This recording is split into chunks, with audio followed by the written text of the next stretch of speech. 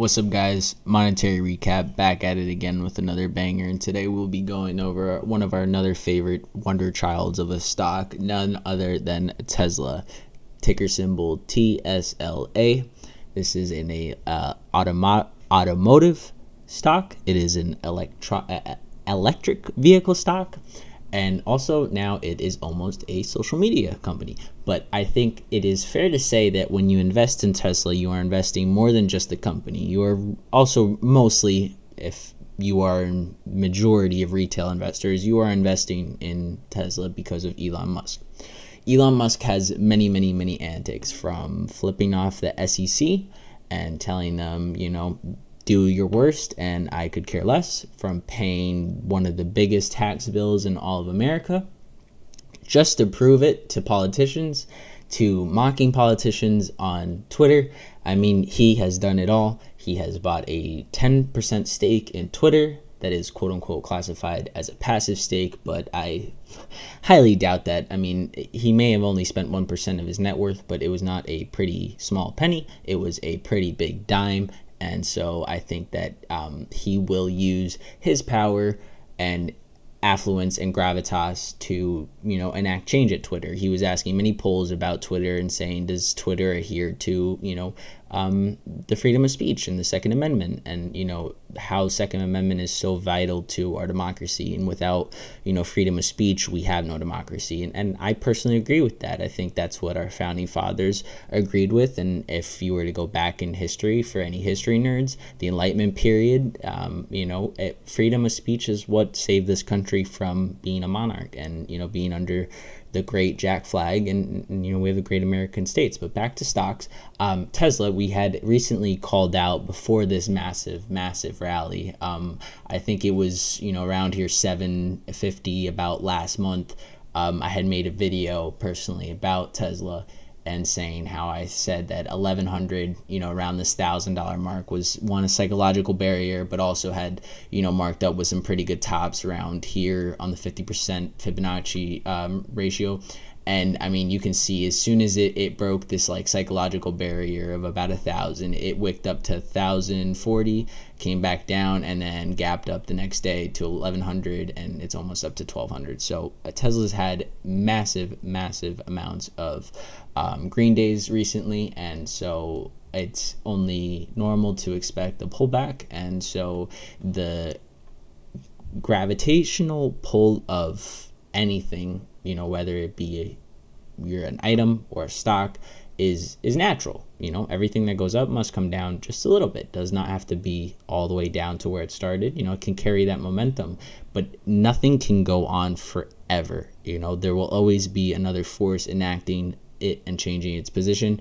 And so, that could be positive or negative. But personally, I think psychologically, market-wise, financial-wise, Tesla is a great opportunity. Now, however, I would not recommend it at this current price point. You are very lucky if you got in at 700, 800, maybe 900, but I don't recommend chasing stocks. Now, Tesla could very easily start a new bull run tomorrow, could go to an all-time high next week. No one really knows. But personally, what I think is reasonable as a logical and educated guess is to say that Tesla could pull back to the 38% Fibonacci level, which would be perfect, like 900. That would either set a new bottom support, and so we wouldn't see the wick down to 8, and worse, even 700. But if we can't come down to 9, maybe we'll bounce off 977. But it also depends on the market direction. Tesla cannot just break out and do its own thing unless some major news comes. If Elon Musk won the lottery tomorrow, Tesla could go up 20% and the market could tank it. That wouldn't have to be correlated. But generally, without news, without any catalyst hitting, Tesla will follow the direction of the SPY and what's going on, because it's only fair. Money has to go around in these markets, and people put money where they feel is the best opportunity. So people may see, oh, well, Tesla's had this huge run, almost 50%. I'm going to take some money out. I'm going to go back into some stable bonds, whatever. So I just think that it is very logical to assume there's a pullback. Do not feel bad if it doesn't pull back enough and that makes you feel comfortable and you miss it. But do not chase into Tesla. Do not open any calls right now. I think what you should do is you could sell calls, but that is very risky on Tesla. You don't know when this market sentiment can reverse, and it could be an illogical move up, and before it goes down again. You cannot time it perfectly, but you can make logical assumptions. Now, if somehow you could squeeze some premium out of 1,250 calls, be my guest. I don't know if anyone is bidding on those, but you could sell those and have a pretty safe assumption that in a week it will not hit 1,250. But if you sell something really close for a lot more premium, you're running the risk of being assigned, and I don't want to recommend that to anybody. This is just watch list advice, and I'm telling you what I would personally do, and this is what I do. I enjoy trading. It's very, very lucrative business, but just using very simple Fibonacci. You don't have to use very much else. I mean, you could use RSI, you can use stock, you can use all kinds of scanners, volume scanners, indicators. Be my guest. You could put 1,000 on here and maybe you'll see 10 years into the distance. I do not know, but what I have found tried and true is a lot of people use Fibonacci, a lot of people use RSI, and instead of thinking them as absolute definitions of the bottom, think of them as psychological bottoms, when other people are seeing the same thing you are.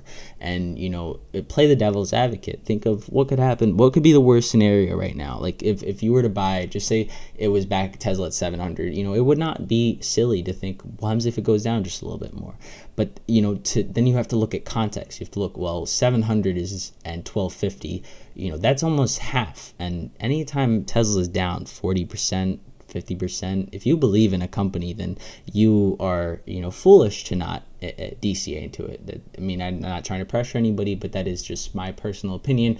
Why would you be in the stock in the first place if you are not willing to buy it 50% off of your original price? It may be very sour that you are down 50%, but the only way you're going to claw out of that is selling it as a loss, dollar cost averaging, or waiting, right? 2 out of 3 of those things will make you money. Selling at a loss, you've realized your loss, and you have no chance of remaking it back. That's why I don't recommend options as a first thing.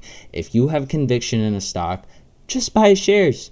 Just buy shares, okay? It's a very simple timetable, right? Look at a stock and think, well, what would be in reason, right?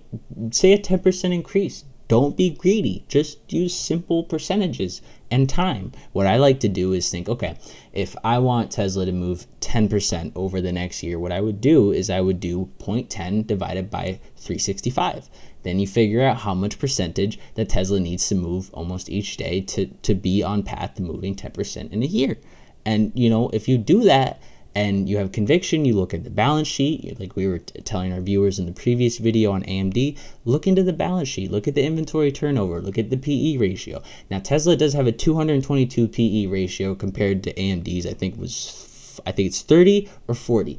That is massive, but also Tesla's market cap is way bigger than AMD. It is nearly rivaling Apple and Microsoft and all these major companies in the S&P.